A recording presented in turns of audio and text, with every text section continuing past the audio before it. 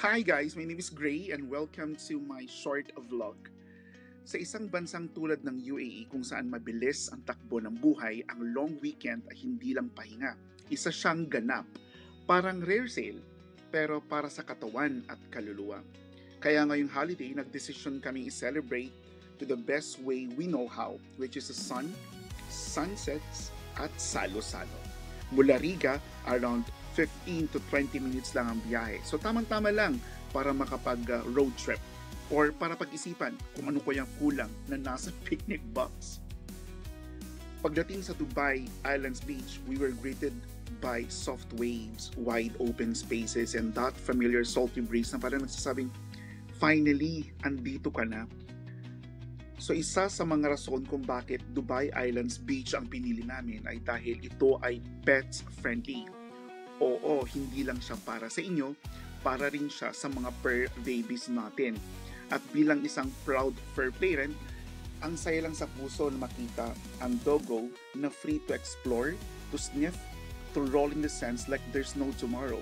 Literal na party at the beach. Kaya kung may aso ka, dalhin mo rito, hindi lang sila magiging masaya, kundi ikaw rin.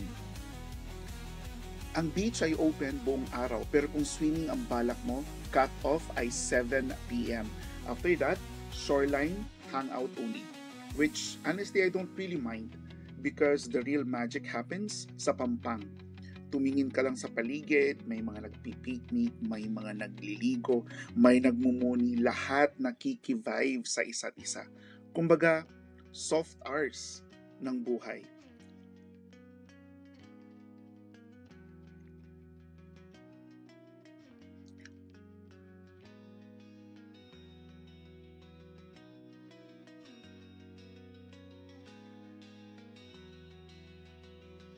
Of course, dahil tag-init, mainit talaga ang mga bestie.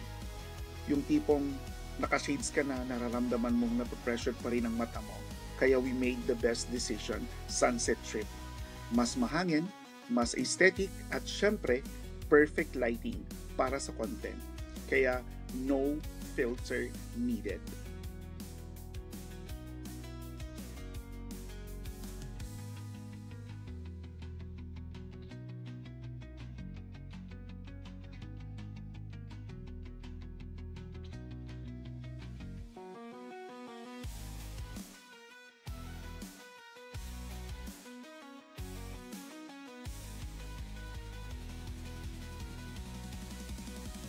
And of course, hindi kumpleto ang beach trip kung walang dala. So we brought food kasi alam mo na, hungry tayo by name, so hungry tayo by heart. Simple lang. May rice, may fried chicken, may lumpiang Shanghai, may soft drinks, may chips. Pero iba ang sarap kapag may kasamang view ng dagat at tawanan ng tropa. So, budget friendly pero busog sa bonding. So kung naghahanap kayo ng lugar na relaxing, pet-friendly at content-worthy, Dubai Island Beach is a vibe. Dalhin mo lang friends, food at fur baby mo, panalo na!